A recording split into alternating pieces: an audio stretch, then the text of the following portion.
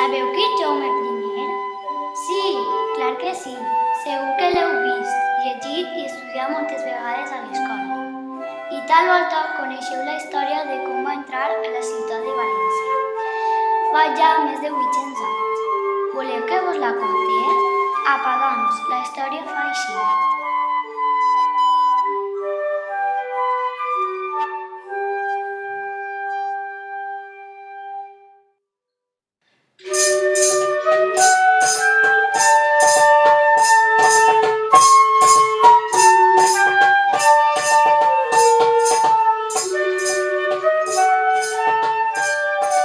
Fa ja molts anys, el rei va començar la conquesta del regne Maró de València.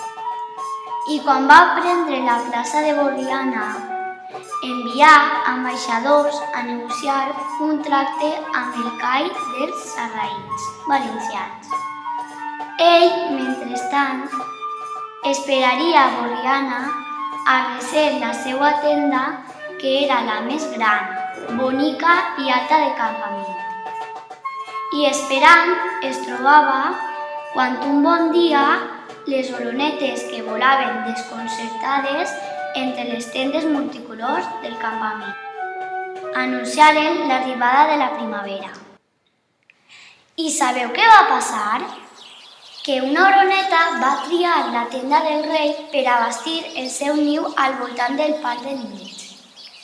I cada dia, mentre les seues germanes sobrevolaven el campament buscant menjar i refugi, ella no es movia del niu, ni tan sols quan una ràfega de vent primaveral estava a punt de portar-se el niu. A mitjan estiu tornaren de València els ambaixadors del rei.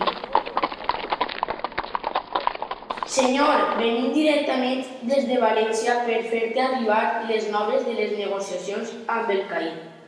Ha sigut una negociació dura i llarga, i les condicions que pretén imposar-nos el rei de València són, a fe meua, insostenibles. No us amoïneu, heu fet una bona feina i us estic força agraït. Encara així, senyor, tinc la certesa que aquesta situació no pot durar gaire. La situació a la qual s'enfronta el rei Moro és molt difícil i tard o d'hora haurà de capitular. M'alegre d'escoltar aquestes notícies, amics. Pense que és el moment d'alçar aquest campament i tornar al nord.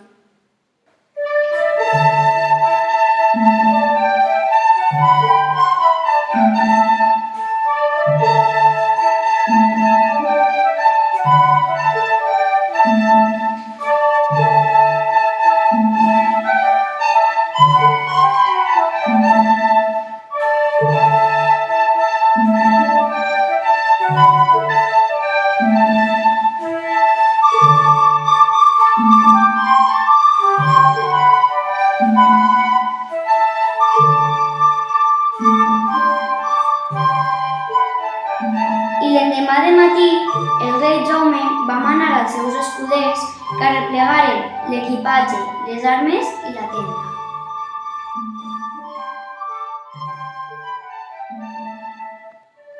Ai, Déu meu! Què seria de l'oroneta que havia criat 5 fillets al niu? Escolteu el que va passar. Quan les olonetes notaren que el pal on havien fet el niu es movia, comprengueren que els pollets estaven en perill, de forma que es posaren a piular desesperades i a revolotejar veloces al voltant del cap del rei. El rei, aleshores, demanà una escala i en guaitar el niu i veure els 5 pollets, va comprendre els senyals que li enviava el cel. Les olonetes havien fet el niu al pal gran de la tenda reial, perquè sabien que no s'havia de moure durant molt de temps. Jo, Pere, he vist dins allò que les olonetes volien dir-me. Així que jo us mane que no despareu la tenda fins que els pollets no siguin capaços de volar i alimentar-se sense l'ajuda dels pares. I tu, capità, deixaràs a Borriana 50 homes més perquè puguen defensar millor la ciutat.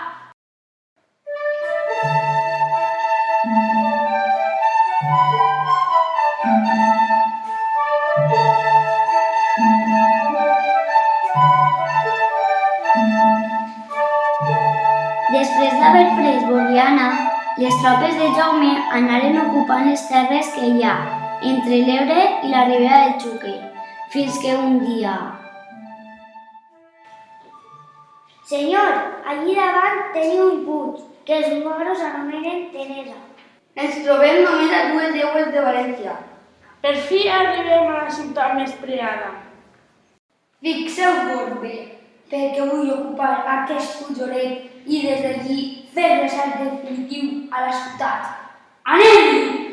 Senyor, hem descobert que el rei moro Saian ha manat enderrocar la fortalesa. Astúcia no li manca a aquest rei moro.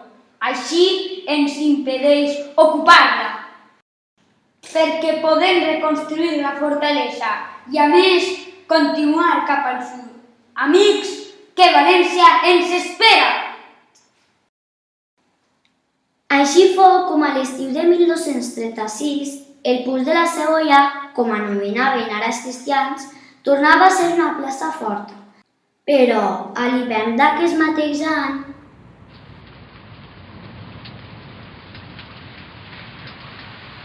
Amics, he de tornar al nord. Els assumptes de la corona i la reina Elionor em reclamen. Deixe al Puig de Cebolla una forta guarnició d'homes i cavalls perquè guarden la frontera. Ànim, amics, que València pront serà nostre!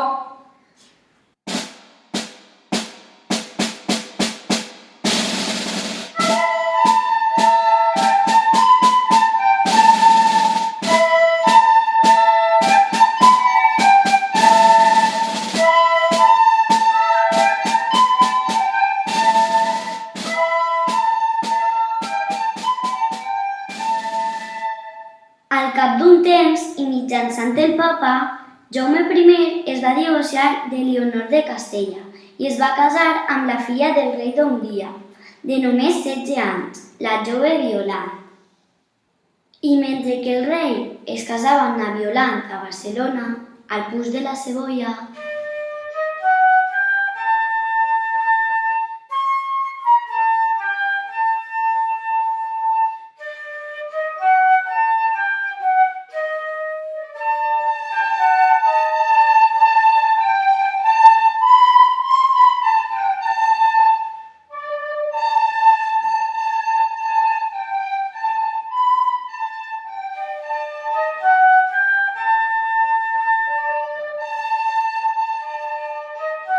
Capità, es veu un núvol de pols molt gros. Deu ser un gran exèrcit. Déu meu, Saian deu haver reunit tots els homes útils per al combat. Que vinguin els espies i ens expliquen la situació. Senyor, Saian ha aconseguit un gran exèrcit. Al davant porta els ballesters d'Onda i Llíria, molt destres i temuts. I a més, genets, hàbils amb les llances i les cimitarres. I al darrere, homes de poble, desorganitzats però ben armats. Tal com estan les coses, no podrem derrotar mai un exèrcit tan nombrós. Així que això serà el que farem. Traieu totes les bèsties dels estables i guarnir-los com si foren cavalls de batalla. Poseu senyeres en totes les finestres i que 50 cavallers i 1.000 milers d'homes a peu s'amaguen dins del castell, darrere de la muntanya que tenim cap a l'oest.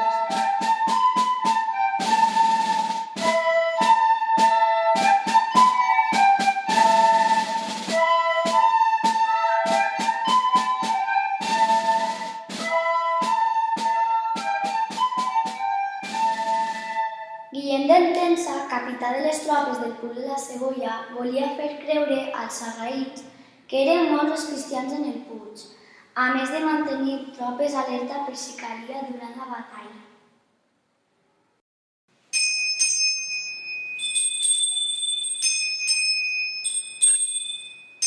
Mentrestant, a la cambra nupcial del Palau de Barcelona, el rei Navidà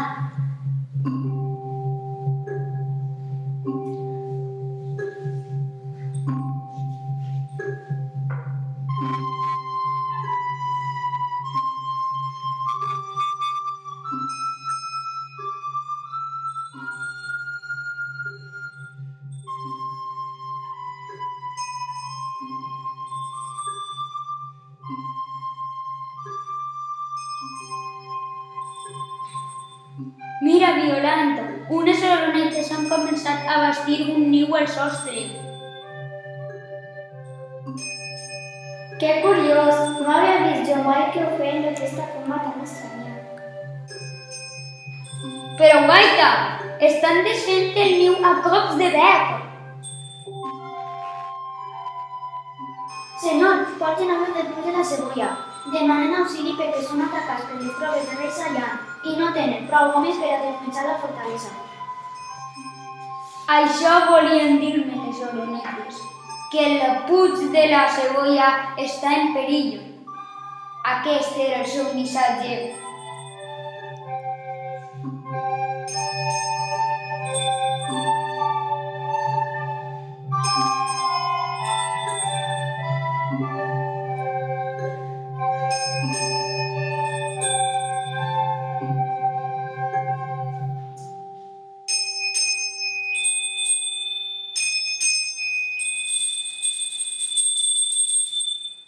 I a l'alba, el rei Jaume va partir cap al sud, acompanyat d'un gran exèrcit.